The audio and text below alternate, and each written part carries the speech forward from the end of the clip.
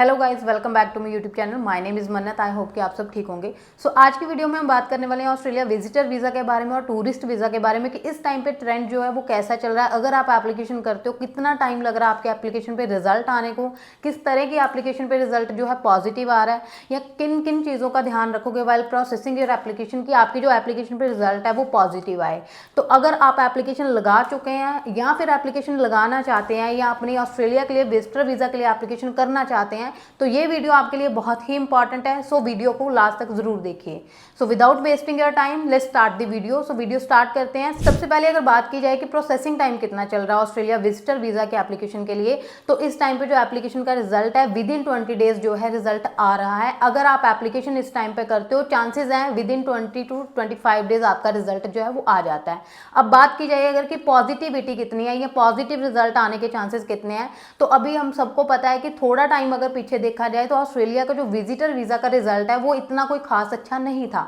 लेकिन अभी जो करंटली सिनेरियो के अकॉर्डिंग देखा जाए या इस ट्रेंड के अकॉर्डिंग देखा जाए तो काफी अच्छे रिजल्ट जो है देखने को मिल रहे हैं। सो इस टाइम पे अगर आप एप्लीकेशन करते हो, चांसेस काफी हैं आपकी एप्लीकेशन पे रिजल्ट जो है पॉजिटिव मिल सकता है। There are so many applicants जिनको कि फ्रेश पासपोर्ट पे जो एप्लीकेशन पे रिजल्ट है वो पॉजिटिव मिला है। तो ऐसे अगर आप भी एप्लीकेशन इस टाइम पे करते हो, प्रॉपर तरीके से सारी चीजें एम्बेसी को प्रोवाइड करते हो, तो चांसेस हैं आपके एप्लीकेशन पे रिजल्ट जो है वो पॉजिटिव आपको मिल सकता है। तो अगर आप एप्लीकेशन लगाने का सोच रहे हैं या सोच रहे हैं कि एप्लीकेशन लगानी चाहिए या नहीं लगानी चाहिए, तो yes this is the best time, आप एप्लीकेशन जो है कर सकते हैं। अब अगर ये देखा जाए कि किन किन डॉक्यूमेंट्स की हमें नीड है अगर हम एप्लीकेशन करते हैं विजिटर वीजा के लिए, तो देखो विजिटर वीजा की जब भी बात आती है तो हमें कहीं ना कहीं ये चीजें प्रूफ देनी होती हैं कि भाई मैं अपनी कंट्री में जो है प्रॉपर स्टेबल हूँ, या मेरे जो रीजंस हैं, चाहे वो जाने का रीजन है, चाहे वो वापस आने का रीजन है, चाहे वो फाइनेंशियल स्टेबिलिटी की बात है, तो ये सारी चीजें अगर आप प्रॉपर तरीके से एक्सप्लेन कर देते हो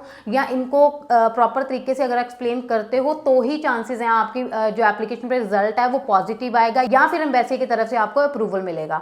तो ये सारी चीजें आपको करनी ही होती हैं। तो इसमें सबसे पहले अगर बात की जाए कि आपका अगर रीजन है कि आप वहां पे एज अ टूरिस्ट जाना चाहते हो, तो आपको टूरिज्म के लिए जो भी आपकी डॉक्यूमेंटेशन है या जो भी प्रूफ्स आप प्रोवाइड करवा सकते हो वो सारी डॉक्यूमेंटेशन आपको प्रोवाइड करनी पड़ेगी जो कि आपके इस रीजन को क्लियर कर सके। सेकेंडली आता है कि फाइनेंशियल आप कितना स्टेबल है अपनी कंट्री में, उसके लिए आपका जॉब मैटर करता है, आपका बिजनेस मैटर करता है, या फिर जो भी आपका इनकम सोर्स है उस इनकम सोर्स की जो भी रेलिवेंसी डॉक्यूमेंट्स हैं वो सारे आपको जो है प्रोवाइड करने पड़ते हैं अगर आप चाहते हैं कि आपके प्रोफाइल पे भी रिजल्ट जो है पॉजिटिव आए।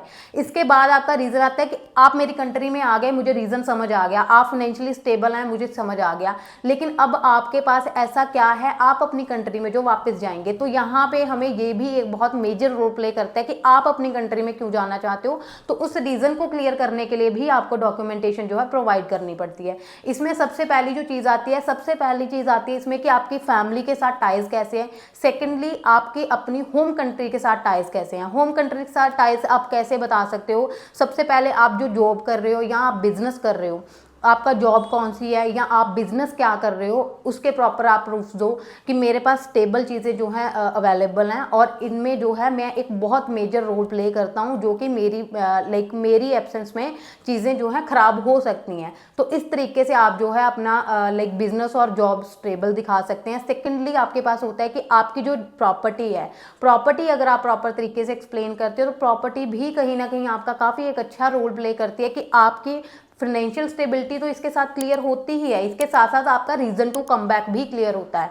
तो ये सारी चीज़ें अगर आप विद रीजन जो है क्लैरिफाई करते हैं, जस्टिफाई करते हैं, तो चांसेस हैं आपका जो वीज़ा है वो आपको विद इन 15 to 20 डेज आपको मिल जाता है। इसके बाद देखा जाए ऑस्ट्रेलिया का प्रोसेस कैसा है, तो देखो ऑस्ट्रेलिया एक बहुत अच्छी कंट्री है, बहुत सारे यहाँ पे आपको जो ऑप्शंस मिल जाते हैं, सेटलमेंट के लिए भी मिल जाते हैं, या अगर आप वहाँ पे जाके काम करना चाहते हो या कुछ भी आप फर्दर अपनी सेटलमेंट के लिए देख रहे हो तो काफी ज्यादा ऑप्शंस है। दूसरी चीज काफी इजी प्रोसेस है, इजीली आप इसकी एप्लीकेशन कर सकते हो। थ्रू डॉक्यूमेंट्स आपको जो है वीजा मिलता है, कहीं आपको एम्बेसी में नहीं जाना पड़ता, कोई आपका इंटरव्यू नहीं होगा, ना ही इसमें कोई बायोमेट्रिक होगा और ना ही आपका पासपोर्ट जो है स्टैंपिंग के लिए जाएगा, क्योंकि इसमें जो वीज़ा आपको मिलेगा वो ई वीज़ा मिलेगा, जो कि इलेक्ट्रॉनिक वीज़ा होता है। सिर्फ आपको वही वीज़ा लेके जो है ट्रैवल करना होता है। तो काफ़ी ईजी प्रोसेस है, टाइमिंग भी बहुत कम है एज कम्पेयर टू अगर कनाडा देखा जाए। अभी आपको पता है कनाडा की सिचुएशन कैसी है। There are so many applicants जो कि कनाडा जाना चाहते थे, लेकिन कनाडा अभी सिचुएशन ठीक ना होने की वजह से जो है वो ऑस्ट्रेलिया मूव कर रहे हैं। तो ऑस्ट्रेलिया भी एक बहुत अच्छी ऑप्शन है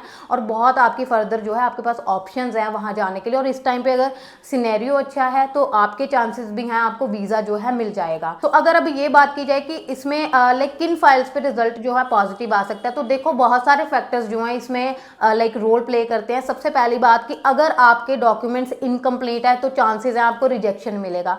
डॉक्यूमेंट्स आप जो भी प्रोवाइड कर रहे हो वो अप टू मार्क होने चाहिए। जो भी चीजें आपकी जो प्रोवाइड करने वाली हैं उनको एक पर्टिकुलर मैनर में अगर आप प्रोवाइड करोगे, चांसेस हैं आपके एप्लीकेशन पे रिजल्ट पॉजिटिव मिलेगा और पॉजिटिविटी और प्लस पॉइंट कहीं देखने को मिल सकता है।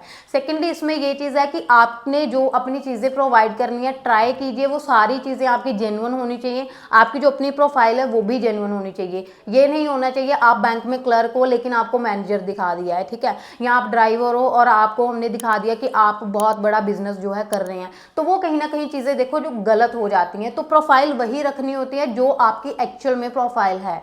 तो कहीं भी आपने ये आफ्टर वीजा वाले चक्करों में नहीं पड़ना, बिकॉज सबसे ज्यादा जो फ्रॉड होता है ये इसी चीज में होता है। जब हमसे ये बोला जाता है आप 4 डॉक्यूमेंट मुझे दे दो, मैं आपका वीजा आपको लेके दे दूंगा, वो कहीं ना कहीं सबसे खराब चीज है। इससे ये है कि आपके पास वन टाइम वीजा है, एक बार आप जाए, आप एज अ टूरिस्ट चले गए, आप वापिस आ गए, लेकिन आपके पास फर्दर कोई भी ऑप्शन नहीं है कि आप वहां पे सेटलमेंट ले सकते हो या फर्दर आप चाहते हो कि वहां पे जाके मैं कोई वीजा कन्वर्जन करवा लूं। तो ये चीजें जो है पॉसिबल नहीं है। इस टाइम पे अगर आप वीजा एप्लीकेशन करना चाहते हो काफी चांसेस हैं आपको वीजा मिल सकता है। आप लाइक विंटर वेकेशन में एप्लीकेशन कर सकते थे या अभी जो है फर्दर नेक्स्ट आप जा सकते हो। वहां पे बहुत सारी जो है इवेंट्स भी हैं जिसके थ्रू आप वहां पे अगर जाते हो तो चांसेस हैं आपको वीजा मिल जाएगा। बहुत सारे हमारे एप्लीकेंट्स हैं जिन्होंने हमसे लाइक आफ्टर 4 रिफ्यूजल 5 रिफ्यूजल के बाद वो हमारे पास आए हैं। हमने प्रॉपर उनके रीजंस को आइडेंटिफाई किया है कि क्या किन रीजंस की वजह से आपकी फाइल पे जो नेगेटिव इंपैक्ट पड़ रहा है, जिसकी वजह से फाइल बार बार रिजेक्ट हो रही है। उन रीजंस को प्रॉपर स्टडी करने के बाद उनकी फाइल के री एप्लीकेशन किया और आज उनके रिजल्ट जो है उनके सामने है।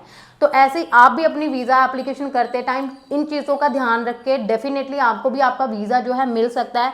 लेकिन डिपेंड करता है जो चीज़ें आप प्रोवाइड कर रहे हो उनको किस वे में प्रोवाइड कर रहे हो, क्या वो अप टू मार्क है या क्या वो इन्फॉर्मेशन ऐसी है कि जो सामने वाले पर्सन को समझ आ रही है। जो बंदा एम्बेसी में बैठा है वीजा ऑफिसर, क्या उसको आपकी फाइल की समझ आ रही है। तो ये चीज़ें जो है बहुत मैटर करती हैं आपके प्रोफाइल की, आपके प्रोफाइल बनाते हुए या फिर आपकी फाइल को एप्लीकेशन करते हुए। तो जो भी चीज़ें हैं इनको प्रॉपर तरीके से देखिए, ठीक है। जिस भी कंसल्टेंट के पास आप जा रहे हो प्रॉपर चेक करिए कि क्या इस कंसल्टेंट को प्रॉपर नॉलेज है, क्या मेरी एप्लीकेशन पे वो सारी चीज़ें होंगी जिसकी मुझे नीड है। क्योंकि देखो सिर्फ रिफ्यूज़ल इकट्ठा करना हमारा मोटिव नहीं होता, हमारा मेन मोटिव होता है मेन प्रोफाइल को चेक करके, एप्लीकेशन को चेक करके, एप्लीकेंट के अकॉर्डिंग हमने जो प्रोफाइल है वो लगानी होती है जिससे कि वीज़ा एप्लीकेशन पे रिजल्ट जो है पॉजिटिव आए। ऐसा नहीं होता कि सिर्फ आपके रिजल्ट पॉजिटिव ही आते हैं, रिफ्यूज़ल भी आते हैं। लेकिन अगर रिफ्यूज़ल भी आ रही है हमारे पास चांस तो होना चाहिए ना री एप्लीकेशन करने का। अगर मेरी फाइल ही खराब होगी, मेरी प्रोफाइल प्रॉपर तरीके से लाइक मेरी वो प्रोफाइल है ही नहीं जो मैं हूँ एक्चुअल में, वो मैंने लगाई नहीं है, तो उसके बाद आप कैसे री एप्लीकेशन करोगे। There are no chances to apply again for the same country. So it's better जो भी चीज़ें कर रहे हो प्रॉपर तरीके से आप करें। तो अगर आप रिफ्यूज़ हो गए हैं या फ्रेश पासपोर्ट पे अप्लाई करना चाहते हो, अपनी प्रोफाइल डिस्कस करना चाहते हो, तो आप मुझे जो है मेरे साथ कनेक्ट कर सकते हो। Definitely I will help you. Thank you so much.